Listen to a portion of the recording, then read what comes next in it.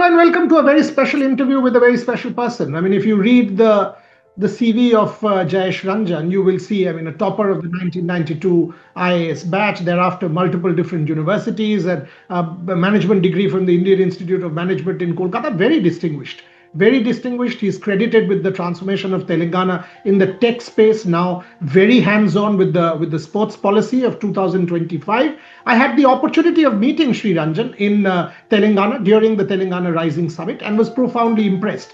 Thereafter, we've decided to work hand in hand for the Trailblazers Conclave 4.0, which is in March of 2026. And I decided to kind of kickstart that plan with Mr. Jayesh Ranjan as part of this interview. Jayeshji, thank you very much for joining me. First things first, what is this Telangana vision for 2036? Because when I was reading it and I was watching an interview of yours with Ruhel Amin, you say, suppose 50 people or 100 people are representing India, 10, 15 different sports, at least one person from Telangana in each sport. Very ambitious, but very interesting. Yeah, thank you. Thank you, Boria, for inviting me and having this conversation with me. And thank you also for speaking about the progressive approach that our government is now taking up in the areas of sports. So, different people have different goals, different ambitions. But in my opinion, this is a goal which possibly is very achievable, and in a way it encapsulates everything which a government or an administrator has to do to promote a culture of sport. So there is a good likelihood of India being the host in 2036 of the Olympic Games. And as we know, as a host country, you have special privileges. You can field your team regardless of your ranking in every discipline. So uh, my guess is that India will be fielding its team in close to 30 to 40 disciplines, both in men and in women. And there would be, I would imagine, close to 6 to 700 sports persons who will be representing India in different teams, in different disciplines, etc. So the goal that we have set upon ourselves is that we must work hard from now onwards to ensure that in every team which India fields, there should be some representation from Telangana. Now, of course, if they go on and win medals, that is a bonus, that is an icing on the cake.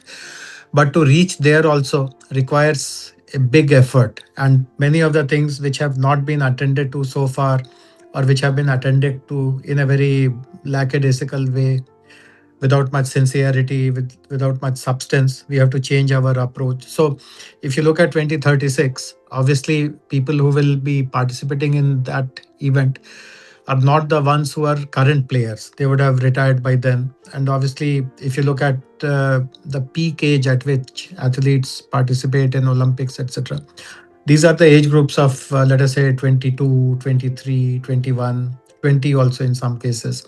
So they're all very young people. So if someone has to be of that age in 2036, they will all be in schools now. They will be in classes 7th, 8th, 9th, 10th, etc., etc. So that gives us a very clear direction that these are the people whom you have to identify, you have to groom, you have to make them world class, you have to make them compete with the best in the country and outcompete them, join the Indian team, and then represent the country. So the pathway is very clear, but how do you achieve that? So there are multiple steps involved. So first of all, how do you identify these young people? So in our sports policy, we have decided that schools will be the kind of nodal places from where we will pick these people. So in fact, it's a nice coincidence that we are talking today. Last year, we tried it at a smaller scale on an experimental basis, but that worked quite well. This is called the CM's Cup. Like you conduct a statewide competition in which you have, of course, for the current players, you have a senior category, then you have a junior category, but you have a sub junior category also, which is this particular age group that I spoke about. And we are conducting it from the 17th of this month. And these will be spread across 40 disciplines, including para sports. And we are trying to do it very, very scientifically. So every participant will be measured, recorded, a profile will be created scientifically, his performance will be recorded, we will track it, and obviously people who win these competitions, and as I said, will be keeping a special eye on the sub junior category, because these are the guys who will eventually become old enough to play for the country. Now, those people who are identified as doing very well in this CM's Cup competition, they will be identified. Very shortly, we'll also be having an inter-school competition where schools again. So one more round of competitiveness will be ensured, through which also some people will be picked. The next thing which we are doing is that, fortunately, in our state, we have a chain of residential schools, and these schools are better resource endowed. They have playgrounds, they have teachers, they have residential facilities, they have kitchen, they have better caliber teachers. So 50 of such schools are being converted into sports centers, and Fantastic. each school will cater to 3 to 4 sports. So let us say someone won a let us say a wrestling sub junior event in the CM's Cup. He is from some district, from some rural location. Suppose the school which has been identified to handle wrestling is in some other part of the state. So this child will be transferred to this residential school. And because it is a residential school, he will get all No problem. the benefits. So this is one level at which things will happen. And we have tied up with a private organization. You may be familiar with them. It's run actually by Anil Kumble. It's called Tenvik, Yes, yes, yes. who will provide coaching support at each of these 50 institutions. So they will bring coaches, they will train local coaches, etc. So for those sports which we have identified, higher level of coaching, etc., will be done. Now, and then in that process, suppose we find that some of these children are exceptionally talented, while many children will be identified and brought there, but obviously you will notice that some of them are outperforming others. Those of them will be brought to Hyderabad, and we are setting up a centralized facility where for about 15 to 18 Olympic disciplines, very advanced level high performance coaching will be provided, including essential aspects like sports physiology, sports medicine, nutrition, and obviously because they are all students in schools, etc. We will also ensure that they get scholastic coaching also. It should not happen that they Brilliant. neglect studies, and tomorrow at some stage when their sporting career is getting over, they have nothing else to do. So we'll ensure that extra tuitions are done. Not only they don't fail in their exams, they pass with high grades and they remain motivated about studies also. So that is the kind of system that we are setting up as a part of this sports This policy. is brilliant. I mean, I have been forever advocating and campaigning for integration of sport within the educational framework of India. That's because whenever I teach in different parts of the world, be it in the United Kingdom and visit Loughborough, teach in Loughborough, talk there, or for that matter in Australia, in the institutions that I have taught, Monash and Melbourne, or in the US, in Canada, or in the US, I mean the D1 system. This is brilliant, absolutely, because the new education policy allows for that as well. So, music to my ears. You also set up a committee which involves industry people, sports people, distinguished sports people, along with yourselves to kind of give this a more structured form. Can you tell me about that? Because I was reading about it that you have people like Sanjeev Goenka, Vita Yeah. Dani, So, Gagan. Can you tell yeah. me a little bit? Yeah. So, sports policy has three pillars, so to say. I explained about the first pillar, which is the talent identification, talent grooming, etc. The second is to set up a high performance academy, a sports academy, which also I spoke about. They're about in 15 to 18 sports Yeah. disciplines. We'll be providing high levels of coaching, etc., with all the support of science and technology. And the third pillar is to set up our own sports university, because you will require lots of participants who are trained coaches, who are trained physiologists, who are trained in sports technology, sports medicine, etc. So that pipeline also has to be created. We can't completely bank on someone else coming and doing it for us. We have now created, and this is the brainchild of our chief minister, we have created a management structure which will monitor and provide oversight and guidance for all the three. So they will guide us about the sports university, what courses to pick, who could be the right partners, what kind of programs to offer. They will monitor the performance of this high performance coaching facility. They will also monitor the grassroots level talent identification. So this is a governing board of our sports hub. And our chief minister is someone who is very pragmatic. He has a very good understanding of what works in our country, what doesn't work. And about the sports arena, he is very, very clear that some of the reasons, or the most important reasons for India's underperformance in many of the Olympic sports, in multi-country events like the Olympics, etc., is because of too much of interference by governments, by federations, and all that. So he has decided to set up a board which is literally outside the government. It is autonomous. It has people from different verticals. I'll elaborate a little. So this body, the Sports Hub, is having 14 members. They come from three backgrounds. There are five of them who are from business houses, and again, there are people who have a proven record of supporting sports, taking interest in sports, spending money on sports. Eventually, one of the biggest proof is whether your money is where your mouth is.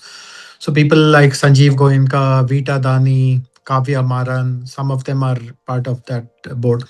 One more stream is of eminent sports persons who again have a very good track record. See, I don't want to generalize this, but we know of many other sports persons also who show interest in supporting the game or give back to that game, but in a very superficial way. But there are some about whose seriousness and dedication is quite well known. So we have people like Abhinav Bindra, Bhaichung Bhutia, we have Kapil Dev, Pulela Gopichand. They are representing the board from that stream. Then there are two people uh, who are very seasoned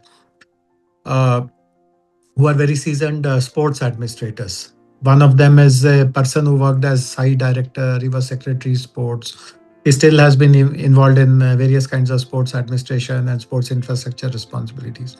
Mr. Injeti Srinivas. Very One dear friend other, of mine. yeah, one other sports administrator is again someone who has been credited with bringing lots of reforms in sports administration. He was the person who started this campaign called the Clean Sports Movement, Mr. Papa Rao. So these two people are there, and then there are two government representatives, myself and my managing director. So typically, this is not the way a government promoted body functions. You will have this minister, that chief secretary, this commissioner, that director. It will be packed with government representatives, and for notional, for namesake, you will have some one or two so-called domain experts who also will not be allowed to express their views, etc., etc. So this is not the typical way in which government bodies are set up.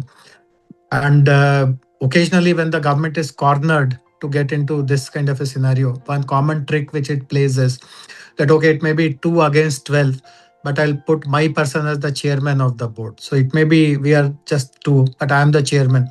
So it is my way or the highway. But here we are very, very conscious. Neither am I the chairman of this board, nor is my colleague the chairman. Mr. Sanjeev Goenka is the chairman for Okay. the present. And at some point, if he wants to move on, we'll bring someone else. So government will never run this body. This body will be totally autonomous. And my role in this body and my colleagues' role in the body is just to provide data, secretarial assistance, note down their suggestions, not to guide them or influence them or interfere in their decisions. So this again is a very revolutionary way of looking at sports governance. That you so President Trump keeps talking about that we will dismantle the government, and he had got Elon Musk and Vivek Ramaswamy initially, and he had created this Doge.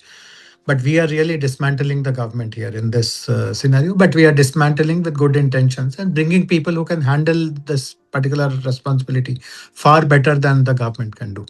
Fantastic this is. I mean, introspection and then acceptance and then action. If you kind of take it like that, this is brilliant. I mean, I don't think if you read the report of the Abhinav Bindra committee, the task force, they're exactly talking about it. That there is interference, there is a clear cut interference. People don't know they are just being invested with responsibility just because of the fact that they are administrative service officers or sports cadre officers there, and that's where Indian sport suffers. This is fantastic. It's absolutely fantastic. And I also, I mean, a lot of people have said this to me that there is a degree of proactiveness now in Telangana under this present regime. Uh, Mr. Ranjan, what does sport and India is bidding for Commonwealth Games. We've got it already. India is bidding for the Olympic Games. We might get it.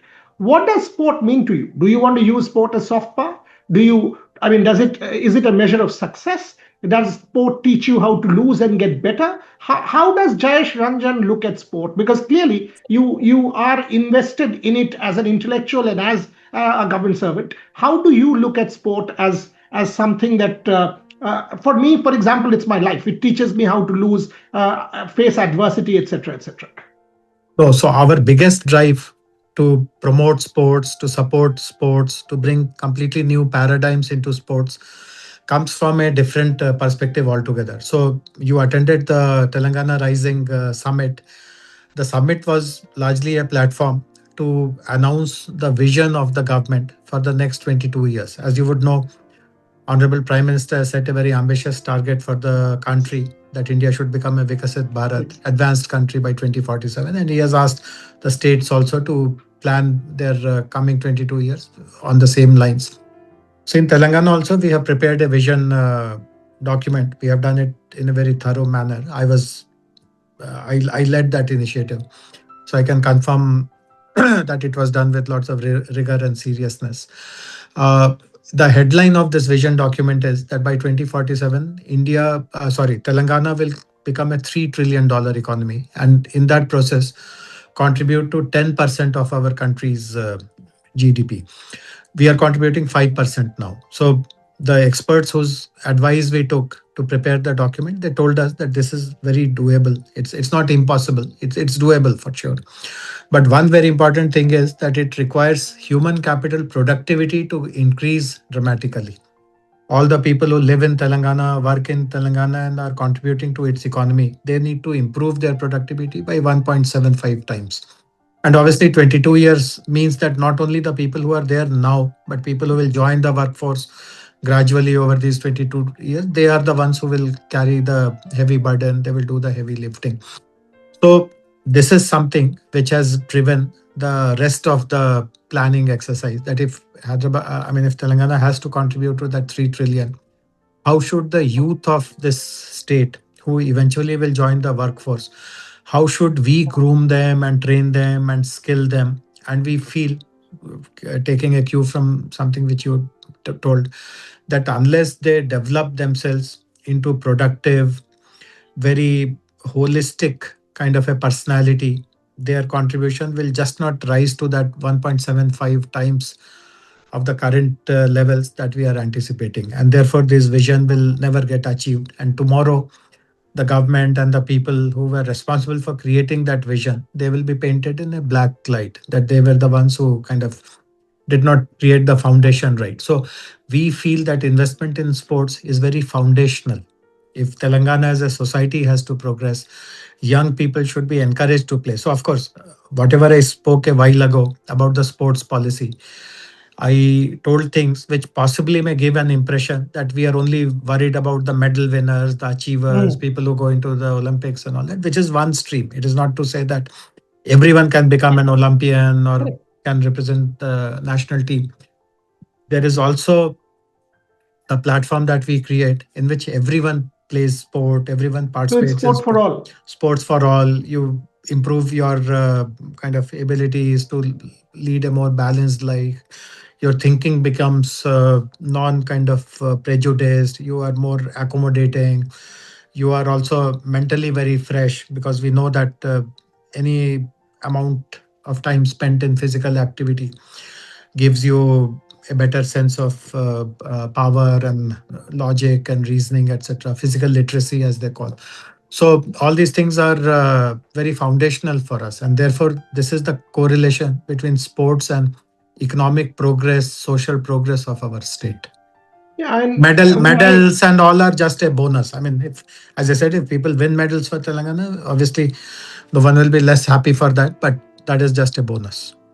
I agree. And ultimately, a country as a whole can only progress if it's sports for all. It cannot just depend on medals. Medals are a byproduct of a process. That's fine, but that's it's a more foundational answer, and I totally buy this vision. When I approached you for Trailblazers, and I want to put this on record, I teach sport, I advocate sport, I've been a writer on sport and a scholar on sport. Uh, Whenever I speak to people in India, if I talk cricket, there is reception because the sport is quite popular. But the moment I talk, say, Paralympics, I talk women's empowerment, I talk sensitivity, I talk equality, people are, okay. That's where I kind of struck chord with you. When I approached you and I said, look, the conclave has Olympic and Paralympic sport at its core. Obviously, there is cricket, but the conclave also has Paralympic sport and championing equality and sensitivity. And you backed me for that vision. Can you talk to me a little bit about that side of yours? You agreeing to become the featured state at the conclave, your thoughts on Paralympic sport and backing this vision of India being a multi sporting country, not just driven by one sport and passion for one sport. Yeah. So, first of all, I'll share something very personal. I mean, in my personal capacity, I have utmost respect for para athletes or athletes who play sports which are not considered to be so glamorous. So, as you know, uh, India is still considered a society where things are evolving, the social Correct. acceptability, the social maturity in terms of inclusivity, in terms of providing spaces for everyone is still kind of emerging. And despite these barriers, these challenges, etc., if people are participating in para sports, if they are excelling in it, so that's amazing. That's very creditable. And as a government, it becomes our responsibility to make their job easier by giving them right kind of recognition, platform, support. In fact, I can share this with you that we have a sports school. Many states have dedicated sports school. We also have a school which is functioning for the last 30, 40 years. It has a huge campus. And we have decided to set up a center of excellence on para sports within the campus of Wow. the regular sports school, so that the entire sports ecosystem, including the children who are admitted in that sports school, they also develop sensitivity towards the special needs and requirements of para athletes. Likewise, people who are in less glamorous sports, again, it takes a lot of courage because, as we know, cricket, apart from visibility and following, etc., is also bringing lots of money Of course. to the player, which is fine. I mean, it's not that I have any issues with all that, but lots of people, particularly from rural areas, remote areas, and if you are good at cricket, it also means that basically you have the physique of a sports person. You are kind of healthy, you have stamina, you have endurance, and you have strength. And some of these can be utilized for other sports also. You can become a javelin thrower also if you have a kind of a physique. I mean, you can become a fast bowler, but you can also become a javelin thrower. If your eye hand coordination is very good, you can play very smart cover drives, but you can also do well in table tennis Table and tennis. things like that. So I mean, people have choices, and if they have chosen to become a table tennis player, or they have decided to become a javelin thrower, it requires some bit of courage to avoid the herd mentality, the peer pressure, etc. And therefore my respect for these kind of people go up. And when I mentioned that we are focusing on Olympic sports, schools will be identified as the focus. I can share this with you that currently the target is about 20 games, which does not include cricket. Not that I have anything personally against cricket. I follow cricket matches. I personally used to play cricket when I was younger. But I now feel that as a government, it is our responsibility to promote other sports and make things more inclusive in terms of women, para athletes, etc., being supported and recognized and This is respected. this is fantastic. This is absolutely amazing. I mean, I'll put it on record. We are actually going to do a panel focusing on the Telangana story. Telangana, the using sport as soft power, exactly what Mr. Ranjan is talking about. We will have people, including himself. We'll have athletes, we'll have corporates, we'll have leaders, and Mr. Ranjan in Calcutta on the 16th of March. So Telangana is our feature state for Trailblazers 4.0. That is now publicly announced. Mr. Ranjan, last few minutes. One, uh, you did the Telangana Rising Summit. We've been doing Trailblazers for the last 3 years. This is our fourth year. We bring in athletes, we bring in corporates, we bring in policymakers, we bring in people from across disciplines. What do you think forums can these like these can do? White paper, charting a narrative, creating awareness, the networking alongside, which is the backstage. Athletes get to meet each other. A Gopi Chand talking to a young shooter doesn't happen even in an Olympic Games because there is no time. A Jayesh Ranjan meeting a physical education or a physical literacy advocate who has just made an app. These are the kind of interactions which I think becomes very, very important in a conclave like this rather than what just is happening on stage. Your thoughts? No, so I completely agree with you, and that is the primest reason why we chose to support this event, become a partner. Hopefully, the partnership will continue beyond this year's edition in the future editions as well. So, one is of course to learn because, as I said, the policy is new. We have not yet kind of tested the water, so we are not sure what kind of roadblocks will come. I told you about some of the ideas which look very radical at this point in time, but I'm sure there are others who have navigated similar waters, and there is a lot to learn. So one of course is a great learning opportunity. Second, as you rightly said, is to build partnerships, because I made it very clear that the government has no interest of doing anything completely by itself.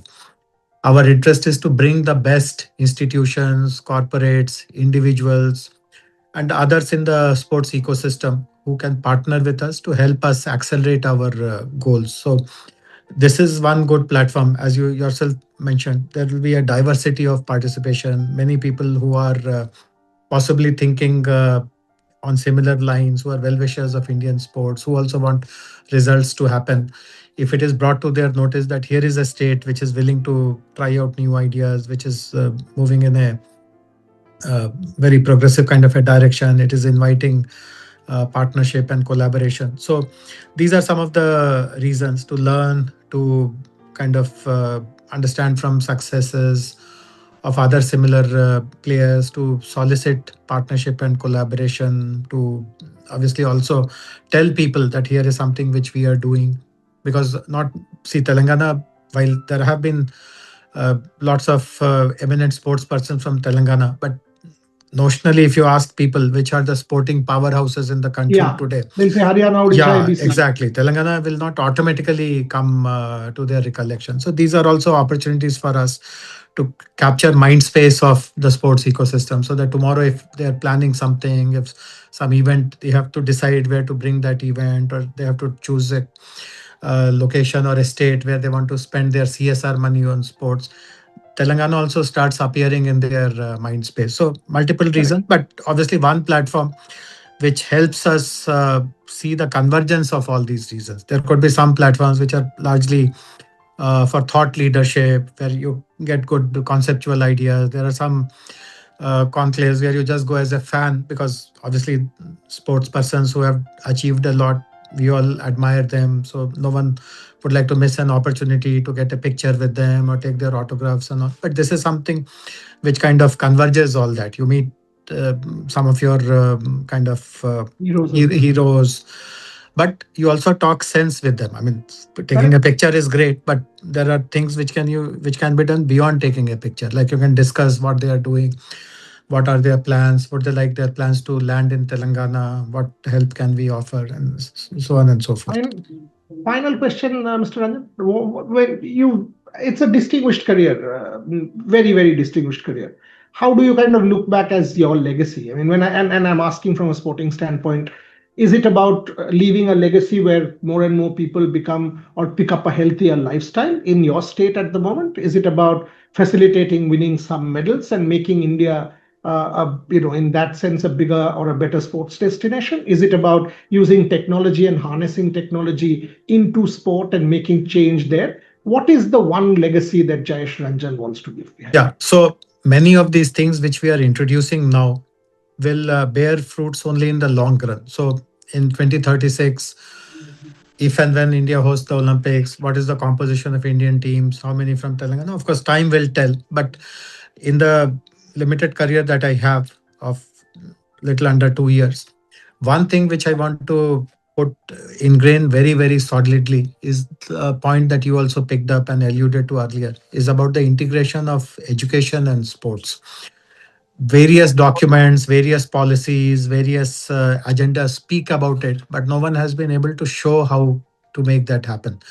And I want to focus all my energies and resources. I mean, not only on this, but to a large part, a substantial part, to make this happen. What we are starting in 50 schools should happen in 100 schools, 200 schools, 500 schools. And even if your school is not chosen to be a center of excellence, people should still come out and play. And some of them who play well should then find a place in these schools. Education should not slacken the effort to ensure that your marks etc are good, so that your parents are happy. All that should continue. And obviously the pipeline is created. In-house coaching facilities are made available. Infrastructure improves at this grassroots level. So I'm very determined that I mean, multiple other results will also happen, I'm very sure of it. But as I mentioned earlier, this is again a very foundational thing, that if you are able to link sports and education very strongly, by itself it will promote a sporting culture. See, the country which is best known for its sporting culture, um, amongst others, is Australia. Australia. And I have been there, I have understood how it has happened, and schools have played a very important role there. Schools, community, parents. So this is the way we are trying to weave everything together in Telangana. Yeah, I mean, I've lived and taught in that country for many years, and every evening, whatever you do, you will play sport.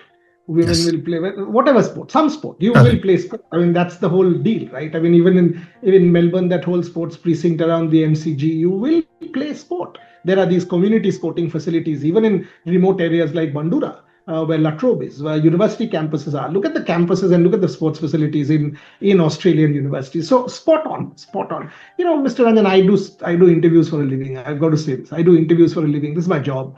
But this was one interaction I loved. I enjoyed, because it was deep, it was profound, it was insightful. And I wish you all the very best. Whatever little support we can offer, I will, because this is one life. If I want to do anything in life, I want to disrupt the Indian sporting ecosystem and make it better. And you're actually trying to do that in a more structured manner. So every support to you. Look forward to welcoming you in Calcutta between 14th and 17th of March, discussing more and more hands-on interaction. And I'm very, very confident that this will be a long-term partnership. Thank you very much for joining me. Thank you, Boria. Thanks very much. Bye bye.